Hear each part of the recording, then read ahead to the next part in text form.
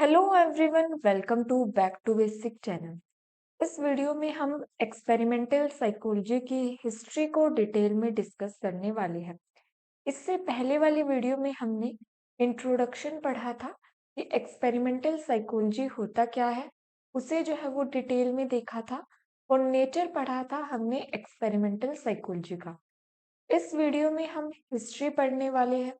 Experimental psychology की शुरुआत कैसे हुई, पहले कैसे जो है वो साइकोलॉजी थी हमारी, ये एक्सपेरिमेंटल साइकोलॉजी कहाँ से ओरिजिनेट हुई, इसे जो है हम डिटेल में पढ़ेंगे। किस किस ने अपना कंट्रीब्यूशन जो है वो दिया था, उसे जो है वो हम इस वीडियो में पढ़ने वाले हैं। अगर आपको वीडियो पसंद आती है तो चैनल को सब्सक्राइब ज़रूर कर ले। मैं अपने चैनल पर साइकोलॉजी से रिलेटेड वीडियो अपलोड करती हूँ, तो चैनल को सब्सक्राइब ज़रूर करें और वीडियो पसंद आती है तो लाइक जो है वो ज़रूर कर दें। आइए शुरू करते हैं अपनी इस वीडियो को, हिस्ट्री को। सबसे पहले हम देखते हैं कि एक्सपेरिमेंटल साइकोलॉजी होता क्या है। इससे पहले वाली वीडियो में भी हमने पढ़ा था कि एक्सपेरिमेंटल साइकोलॉजी की शुरुआत कैसे हुई थी। हमने बेसिक जो है वो समझ लिया था कि एक्सपेरिमेंटल साइकोलॉजी होता क्या है।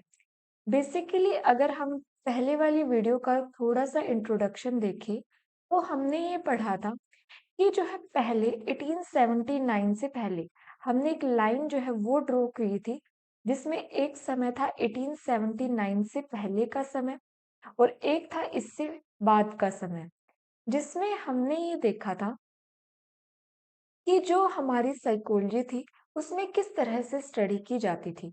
बेसिकली क्या होता था कि पहले जो है ये डिसऑर्डर, ये सब जो है वो नहीं माने जाते थे कि डिप्रेशन होता है, स्ट्रेस होता है, इस तरह की कोई बीमारी भी होती है, डिसऑर्डर्स भी होते हैं। इस तरह की बात जो है वो पहले नहीं की जाती थी। पहले क्या होता था कि कोई भूत, आत्मा, प्रेत, स्पिरिट जिसे आत्मा भी कहते हैं, इन सारी चीज़ों को जो है वो माना जाता था साइकोलॉजी के अंदर, क्योंकि हमारी साइकोलॉजी की रूट जो है वो फिलोसफी से आई हुई है, जिसमें ये माना जाता था कि कोई मेंटल डिसऑर्डर नाम की चीज़ नहीं होती है। कोई जो है वो बीमार है तो इसमें जो है वो किसी आत्मा का साया है, भूत है, प्रेत है। इस तरह की बातें जो है वो पहले की जाती थी। साइंटिफिक मेथड कुछ नहीं था स्टडी करने का साइकोलॉजी को। लेकिन 1879 में क्या हुआ, विलियम वुंड आए, उन्होंने जो है अपना एक लैब जो है वो बनाई। लिप्जिग यूनिवर्सिटी है एक, उसमें जो है अपनी एक्सपेरिमेंटल साइकोलॉजी की लैब बनाई और वहां से जो है वो एक्सपेरिमेंट होने की शुरुआत हुई साइकोलॉजी के अंदर, जिसमें धीरे धीरे करके क्या किया गया, साइंटिफिक मेथड को इंट्रोड्यूस किया गया। इस साइंटिफिकली जो है अब स्टडी की जाने लगी ह्यूमन माइंड की बारे में। ह्यूमन माइंड को जो है वो विलियम वुड पार्टिसिपेंट लेके आते थे, उनकी जो है वो साइंटिफिकली स्टडी करते थे उनके माइंड की, किस तरह से जो है उनकी कॉन्शियस प्रोसेस वर्क करती है। साइंटिफिक मेजरमेंट जो है वो की जाती थी, उनका मेजरमेंट किया जाता था। ऐसे जो है वो मेथड्स जो साइंटिफिक हो, जिसे मेजर किया जा सके हो, जिसकी जो है हम कंट्रोल एनवायरनमेंट में स्टडी कर सकते हो, उसे जो है वो एक्सपेरिमेंटल साइकोलॉजी कहा जाता है। एक्सपेरिमेंट करना जो है वो कहा जाता है साइकोलॉजी का। तो ये जो है वो विलियम वुड ने पहली जो है वो एक्सपेरिमेंटल साइकोलॉजी की लैब जो है वो एस्टेब्लिश की 1879 में। तो ये जो है हमारा मेन जो है वो टाइम माना जाता है जब जो है हमारी एक्सपेरिमेंटल साइकोलॉजी आई। लेकिन यहाँ समझने वाली बात ये है कि हम हिस्ट्री में क्या पढ़ते हैं। जैसे कि मान लीजिए अगर हम ये सुने कि हमारे जो है वो 1947 में हमारी जो है वो देश आज़ाद हुआ था। इसमें जो है वो गांधी जी ने हमारा देश जो है वो आज़ाद कराया था, ये जो है हम मानते हैं। लेकिन क्या केवल सिर्फ इन्हीं का रोल था देश को आज़ाद कराने में? ऐसा तो नहीं है। अगर हम हिस्ट्री में जाते हैं, तो हम ये देखते हैं कि और भी जो है वो लोग थे, जैसे कि नेहरू जी हो गए, सुभाष चंद्र बोस, इन सब का नाम भी जो है हम काउंट करते हैं सभी का, जिन्होंने मिलकर जो है वो देश को आजाद कराया था। उसी तरह ही जो है वो एक्सपेरिमेंटल साइकोलॉजी में विलियम वुड का एक नाम तो है ही, जो मेन है, लेकिन इसी के साथ-साथ और भी जो है वो कुछ लोग थे, कुछ रिसर्चर थे, जिन्होंने जो है वो अपना मेन रोल दिया, जिससे जो है वो एक्सपेरिमेंटल साइकोलॉजी जो है हमारी इमर्ज हुई। इस वीडियो में हिस्ट्री में हम यही जो है वो रिसर्चर के बारे में पढ़ने वाले हैं कि किस रिसर्चर का क्या जो है उन्होंने अपना जो है वो कंट्रीब्यूशन दिया, कैसे-कैसे जो है उन्होंने एक्सपेरिमेंटल साइकोलॉजी कि हम भूत, प्रेत, आत्मा से लेकर जो है वो एक साइंटिफिक मेथड तक पहुँचे। इसमें जो है वो किस-किस ने अपना रोल जो है वो प्ले किया, उसे जो है हम डिटेल में डिस्कस करने वाले हैं। आइए शुरू करते हैं अपने इस वीडियो को। सबसे पहले हमने देख लिया है कि एक्सपेरिमेंटल साइकोलॉजी क्या होता है। ये ब्रांच है साइकोलॉजी की जो कंट्रोल एक्सपेरिमेंट करती है, स्टडी करती है मेंटल प्रोसेसेस को और बिहेवियर को। रिलेशनशिप देखती है ह्यूमन बिहेवियर में और माइंड में क्या रिलेशनशिप होता है, साइंटिफिकली स्टडी करना। एक्सपेरिमेंटल साइकोलॉजी का रूट वर्ड ही ये है कि अब जो है हमारी साइकोलॉजी के अंदर साइंटिफिक मेथड आ गया था। अब हम जो है वो नॉन साइंटिफिकली जो है वो स्टडी नहीं करते थे, बल्कि जो है वो साइंटिफिकली जो भी ह्यूमन बिहेवियर है, माइंड है, जो भी उसमें सेंसेशन होती है, उन सभी टॉपिक को जो है हम साइंटिफिकली स्टडी करते हैं। Experimental psychology emerged as a modern academic discipline in 19th century when William Wundt introduced a mathematical and experimental approach to the field. जो है इमर्ज हुआ एक्सपेरिमेंटल साइकोलॉजी का 19th सेंचुरी में। Wound founded the first laboratory. ये जो है हमने पहले ही पढ़ लिया था कि पहली लेबोरेटरी जो है वो वुंड ने बनाई थी और वहां से जो है वो एक्सपेरिमेंटल साइकोलॉजी की शुरुआत मानी जाती है। Experimental psychology emerged as a modern discipline in William Wundt introduced a mathematical। ये वही है सारा। अब यहाँ से हम पढ़ते हैं कि सबसे पहला रिसर्चर विलियम वुंड से पहले भी तो कुछ ऐसा हुआ होगा जिससे इंस्पिरेशन मिली होगी, जिससे ये थोड़ा सा जो है वो पता चला होगा कि भूत प्रेत एग्जिस्ट नहीं करते, कुछ और एग्जिस्ट करता है हमारे माइंड में। उसी तरह से पहला नाम जो है वो आता है जिन्होंने अपना मेन कंट्रीब्यूशन दिया था। ये एक चार्ल्स बेल, ये जो है वो एक स्कॉटिश एनाटोमिस्ट और एक सर्जन थे, एक डॉक्टर थे ये, जिन्होंने अपना कंट्रीब्यूशन दिया समझने में नर्वस सिस्टम को। क्योंकि इससे पहले नर्वस सिस्टम वगैरह की न्यूरॉन्स वगैरह होते हैं, इस तरह की बात जो है वो नहीं की जाती थी। तो सबसे पहले इन्होंने कंट्रीब्यूशन दिया नर्वस सिस्टम को समझने के लिए कि भूत प्रेत आत्मा ये नहीं होती, हमारे जो है अंदर एक नर्वस सिस्टम होता है, न्यूरॉन्स होते हैं जो हमारे सेंसेशन को, जो भी बाहरी इन्वायरमेंट की इंफॉर्मेशन है, उसे जो है वो लेके जाती है और उसके बेस पर हमारा माइंड जो है वो काम करता है। इस तरह का वर्क जो है इन्होंने किया था 19th सेंचुरी के आसपास। The spinal nerves have two distinct roots. आपको पता है कि ये स्पाइनल कोड होती है हमारी सेंटर में। ये हमारे जो है वो आईज, ईयर्स, नोज, टंग ये जो है होते हैं, इन्हें जो है वो सेंसरी न्यूरॉन कहा जाता है, जो हमारे सेंस ऑर्गन से इंफॉर्मेशन लेकर जाते हैं। ये सेंसरी न्यूरॉन जो है वो स्पाइनल कोड तक इंफॉर्मेशन लेके जाते हैं और ये स्पाइनल कोड हमारी ब्रेन को इंफॉर्मेशन देती है। उसके बाद जो है ये इंफॉर्मेशन हमारे यहाँ पे प्रोसेस होकर मोटर न्यूरॉन को दिए जाते हैं।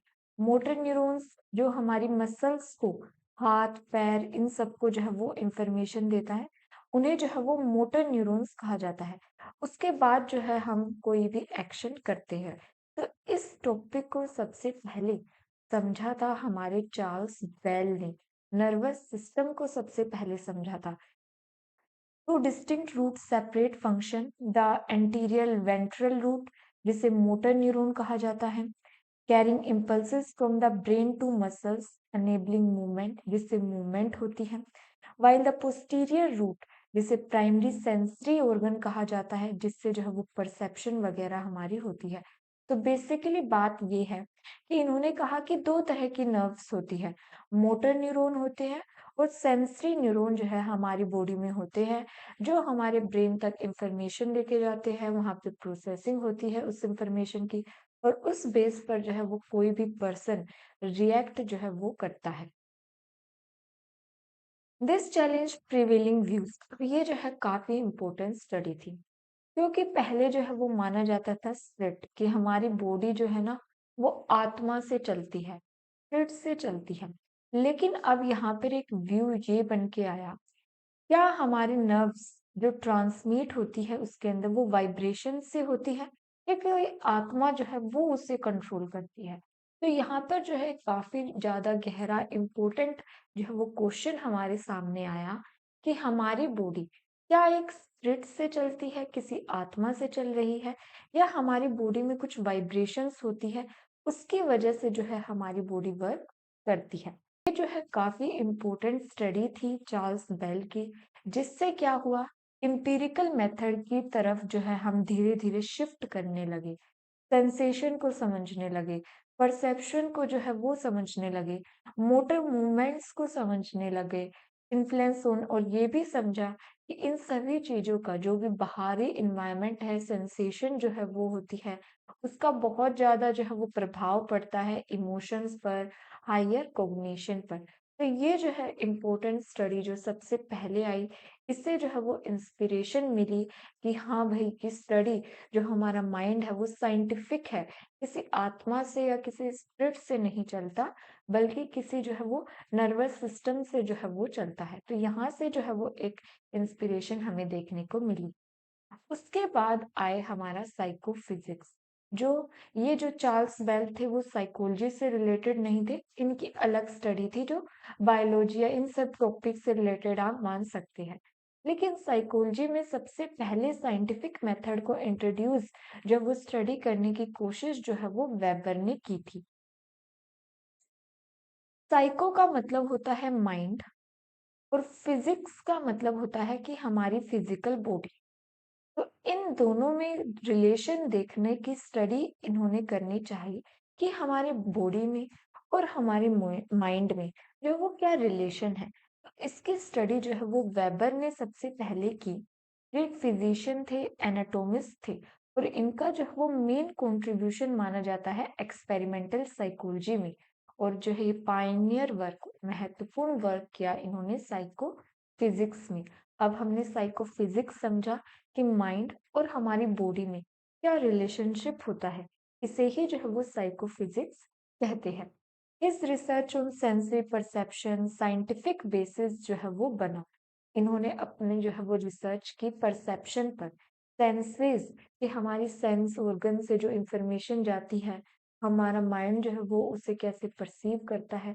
तो इस तरह की स्टडी जो है वो इनकी थी, जो एक साइंटिफिक बेस था, जिससे जो है वो मेजर कर सकते हैं हम अपने साइकोलॉजिकल फिनोमिना को, कि अगर हम ये समझ ले कि किस सेंसेशन से हमारा माइंड जो है वो किस तरह से काम कर रहा है, इससे जो है वो काफी आसानी हो जाएगी हमारे दिमाग की प्रोसेसिंग को समझने के लिए। तो ये जो है वो काफी साइंटिफिक मेथड, एक साइंटिफिक मेथड की तरफ जो है वो साइकोलॉजी को लेकर जाया गया।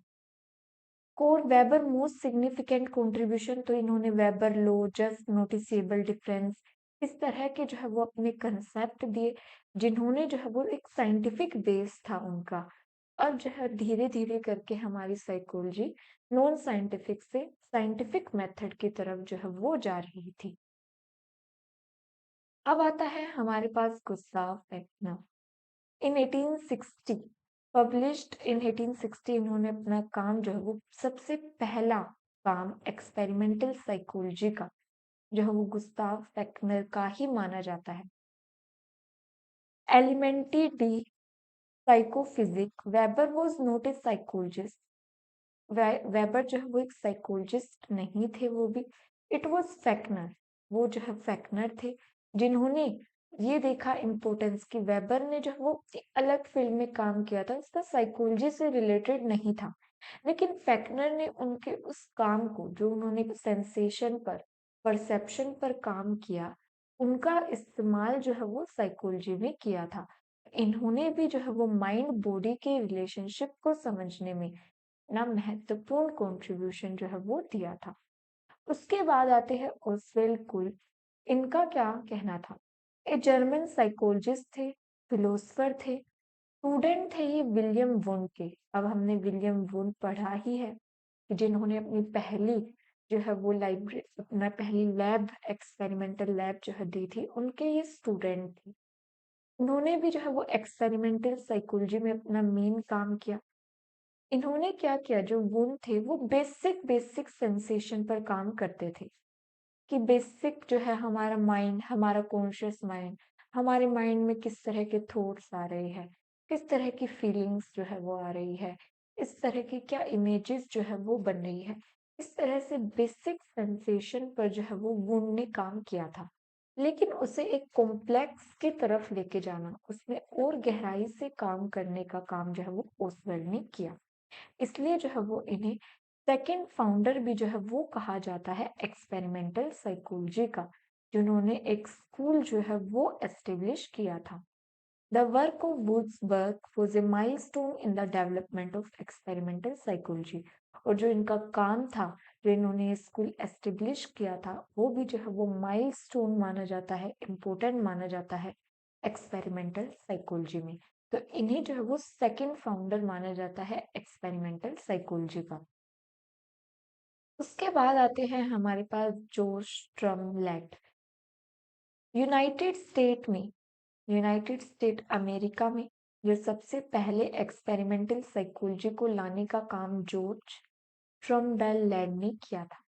येल यूनिवर्सिटी में सबसे पहले जो है वो आई थी हमारे पास एक्सपेरिमेंटल साइकोलॉजी की laboratory. Ladd published element of physiological psychology, the first American textbook इन्होंने जो है वो पब्लिश्ड की, जिसमें उन्होंने एक्सटेंसिवली डिस्कस किया था एक्सपेरिमेंटल साइकोलॉजी के बारे में, जिसमें उन्होंने केवल और केवल जो वो काफी हद तक जो वो साइंटिफिक मेथड का कि जो है एक्सपेरिमेंटल साइकोलॉजी की बात की थी, उनके बारे में जो है वो डिस्कस किया था। ये जो है सबसे पहले थे जिन्होंने यूनाइटेड स्टेट अमेरिका में जो है वो लेके आए थे एक्सपेरिमेंटल साइकोलॉजी का। तो आप इतनी सी बात भी ध्यान रखते हैं, बहुत है। The centre of experimental psychology in US shift to John Hopkins University. अब जो है ये एक्सपेरिमेंटल साइकोलॉजी अब जो येल यूनिवर्सिटी में थी, अब ये जो है वो हॉपकिन यूनिवर्सिटी में चली गई, जहाँ पे जॉर्ज हेल, जो चार्ल्स सेंडर पियर्स, उन्होंने जो है वो वुंड के काम को ही आगे बढ़ाया। जो विलियम वुंड थे, उन्हीं के काम को जो है वो आगे बढ़ाया। इसके बाद आता है मिडल 20th सेंचुरी। अब यहाँ तक बिहेवियरिज्म स्कूल जो है वो आ गया था। बिहेवियरिज्म स्कूल जो है वो 1913 या 12 के आस 13 या 12 में जो है वो आया था बिहेवियरिज्म स्कूल। तो ये जो है वो डोमिनेंट बना। बिहेवियरिज्म का कहना था कि आपके पास एक स्टिमुलस आएगा, कि आपको जो है एक स्टिमुलस मिलेगा, और उस पर आप बिना सोचे समझे, बिना अपना दिमाग लगाए, माइंड का यूज करे, आप रिस्पॉन्स दे देते हैं। जैसे कि एक मशीन देती है ना, कि कोई स्टिमुलस आता है, कुछ करने को कहा जाता है और आप रिस्पॉन्स देते हैं। तो बिहेवियरिज्म एसआर अप्रोच को मानता था। उसने जो है वो माइंड का जो है यूज उन्होंने कम किया, कि माइंड का कोई रोल नहीं होता है। यहाँ पे आकर जो है वो नेग्लेक्ट कर दिया गया मेंटल फिनोमिना को। बिहेवियरिज्म स्कूल में जो एक्सपेरिमेंटल साइकोलॉजी में हम स्टडी करते थे, अब जो है एक्सपेरिमेंटल साइकोलॉजी का लेकिन फिर भी वाइडली यूज किया जाता है डेवलपमेंटल और सोशल साइकोलॉजी में।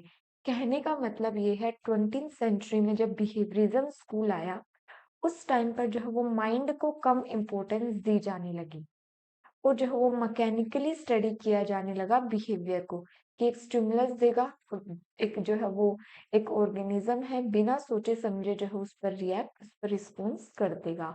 उसे जो है वो एसआर अप्रोच कहते हैं, जिसमें माइंड को जो है वो ज्यादा यूज नहीं किया गया, जो एक मेन फिनोमिना था एक्सपेरिमेंटल साइकोलॉजी का।